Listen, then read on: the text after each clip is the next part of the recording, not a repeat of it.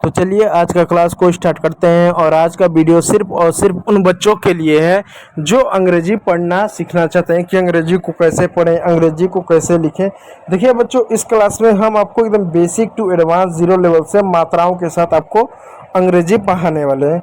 देखिए, आपने ध्यान दिया होगा कि अंग्रेजी में दो तरह की मात्राएं होती हैं। एक आपका 12 खड़ी की मात्रा हो गया, जिसमें आपको पढ़ा गया है क का के होता है, ख का के एच होता है, अ का ए होता है, आ का डबल ए होता है। ये मात्रा बाखड़ी की मात्रा होती है। और इस मात्रा का प्रयोग हम तब करते हैं जब किसी का नाम अंग्रेजी में लिखना हो। आपका नाम क्या है, कमेंट बॉक्स में कमेंट कीजिएगा। तो जब किसी का नाम अंग्रेजी में लिखना हो तब इस बाखड़ी की मात्रा का प्रयोग करते हैं, वरना इसका प्रयोग नहीं करते हैं। अंग्रेजी पढ़ने में यह मात्रा किसी काम में नहीं आती है। क्यों? क्योंकि जब आपको अंग्रेजी पढ़ना होगा तो अंग्रेजी पढ़ने के लिए अंग्रेजी में 5 मात्राएं होती हैं, ए, ई, आई, ओ और यू। इन 5 मात्राओं को हम अंग्रेजी में वेवल्स बोलते हैं। आपको बचपन में पढ़वाया गया होगा, वेवल्स बोलते हैं। हिंदी में स्वर बोलते हैं। ठीक है, इन 5 स्वरों का प्रयोग करके ही हम अंग्रेजी को पढ़ते हैं। अब देखिए, जो 5 स्वर होते हैं ये सिंगल भी होते हैं, पैटर्न में भी आते हैं। सिंगल होते हैं, पैटर्न में आते हैं। इसका क्या मतलब है आपको बताता हूँ। जैसे मैं एक शब्द लिखूँ कार, जैसे मैं दूसरा शब्द लिखूँ स्टार, और मैं चौथा शब्द लिखूँ पास्ट। अब इन सभी शब्दों में देखिएगा हर कॉन्सोनेंट पर सिर्फ एक मात्रा है। कार सी पर एक मात्रा है, टी पर एक मात्रा है, पी पर एक मात्रा है।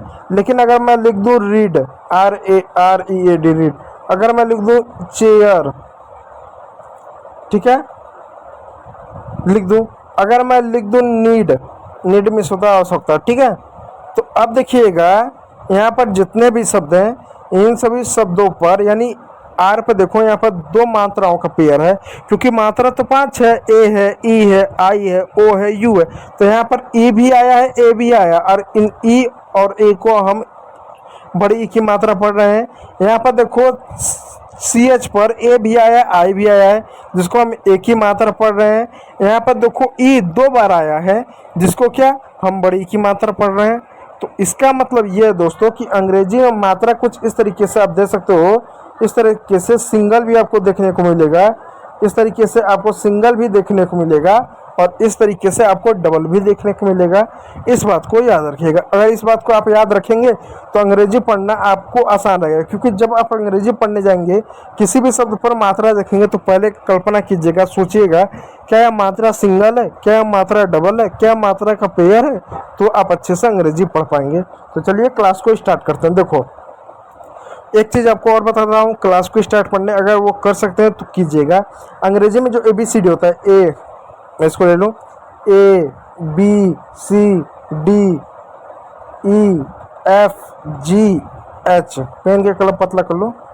इन सब का अपना एक हिंदी अक्षर होता है। जैसे B को ब पढ़ते हैं, C को क और स पढ़ते हैं, D को ड पढ़ते हैं, F को फ पढ़ते हैं, G को ग और ज पढ़ते हैं, H को हम ह पढ़ते हैं।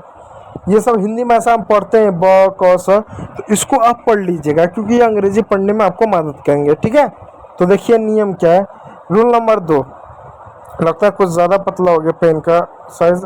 ठीक है, देखिए, जब किसी वर्ड में यू आए और यू के बाद एक कॉन्सोनेंट हो, यू आए, यू के बाद एक कॉन्सोनेंट हो, तो यू के बाद एक कॉन्सोनेंट हो और उसके बाद ई आए, तो ई हमेशा साइलेंट होगा, ई को कभी नहीं पढ़ेंगे।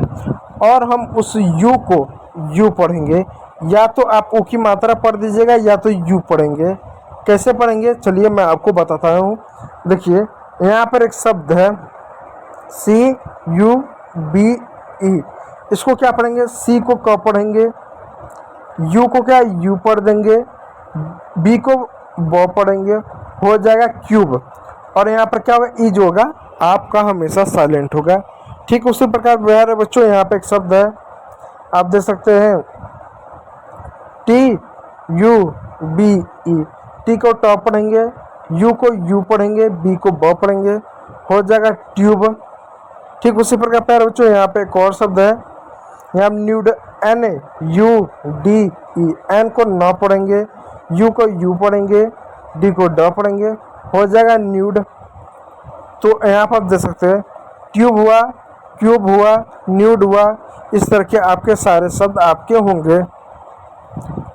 ठीक है। रूल नंबर 3 को देखिएगा कि जब अंग्रेजी में यू के बाद आर ई आए तो आर ई आए तो यू को यो पढ़ेंगे, यो पढ़ेंगे, ओ नहीं यो, क्या पढ़ेंगे, यो पढ़ेंगे। कैसे पढ़ेंगे देखिएगा, यू को क्या पढ़ेंगे, यो पढ़ेंगे। जैसे पी यू आर ई, पी को क्या पढ़ेंगे, प पढ़ेंगे। पहला वाला अक्षर आधा रहेगा, इस बात को याद रखिएगा। पी को प पढ़ेंगे, फिर यू को यो पढ़ेंगे, आर को र पढ़ेंगे, ई यहाँ भी साइलेंट होगा प्योर होगा। ठीक उसी प्रकार प्यारे बच्चों एस यू आर ई है, एस को आधा पढ़ेंगे, यू को यो पढ़ेंगे, आर को र पढ़ेंगे, हो जाएगा श्योर। ठीक उसी प्रकार प्यारे बच्चों यहाँ पर एक शब्द सी यू आर ई, सी को आधा क पढ़ेंगे, यू को यो पढ़ेंगे और आर को र पढ़ेंगे। यानी कहीं पर भी अंग्रेजी में यू आर ई होगा तो पहले वाले शब्द को हमेशा आधा पढ़ेंगे, फिर ई हमेशा साइलेंट होगा, यू को यो पढ़ेंगे। ठीक, इस बात को याद रखिएगा। नियम नंबर ये 3 था। चलिए नियम नंबर 3 था। अब ये थोड़ा सा टाइपिंग में मिस्टेक हो गया, ये आपका क्या नियम नंबर 4 है। ठीक है, इसको करेक्ट कर लीजिएगा। नियम नंबर देखिए 4 क्या करता है कि जब किसी वर्ड के लास्ट में यू आर ई आए, जब किसी वर्ड के लास्ट में यू आर ई आए तो यू आर को अर पढ़ते हैं। क्या पढ़ते हैं, अर पढ़ते हैं। जैसे एग्जांपल दीजिएगा, यहाँ पर क्या पढ़ेंगे, N A T U R E, N को क्या पढ़ेंगे, न पढ़ेंगे, ए को एक ही मात्रा पढ़ेंगे। ठीक है, और टी क्या होगा, ये टी साइलेंट होगा। क्या हुआ, टी हमेशा साइलेंट होगा। और यहाँ पर क्या, यू आर को क्या पढ़ेंगे, यू को क्या पढ़ेंगे, यू पढ़ेंगे। ठीक, और सी एच को चर। ठीक है, यहाँ पर नेचर, सॉरी थोड़ा सा मिस्टेक हो गया, ये N A T U R E. ठीक है, इसको एन का न पढ़ेंगे, ए का एक ही मात्रा पढ़ेंगे, फिर उसको टी का यहाँ पर च कर देंगे, यू आर को अ कर देंगे। ठीक है, नेचर, ये आपका इस तरीके से आपका क्या हो जा रहा है, नेचर। ठीक, इस बात को याद रखिएगा। फिर उसी प्रकार यहाँ पर भी शब्द है, आप इसको देख सकते हैं। इसको क्या पढ़ेंगे, F U T U R ई। इसी प्रकार आपका फ्यूचर हो गया, आपका फ्यूचर हो जा रहा है, फिर कल्चर हो जा रहा है, फिर लेक्चर हो जा रहा है। यानी इस तरीके से आपके सारे के सारे शब्द आपके होंगे। इस बात को आप ध्यान दीजिएगा। फ्यूचर हुआ, नेचर हुआ, कल्चर हुआ, लेक्चर हुआ, आदि शब्द होंगे। तो उम्मीद करूंगा वीडियो अच्छा लगा, यदि अच्छा लगा तो एक लाइक कीजिएगा, चैनल पर नया तो सब्सक्राइब जरूर कर लीजिएगा। वीडियो को देखने के लिए बहुत बहुत धन्यवाद।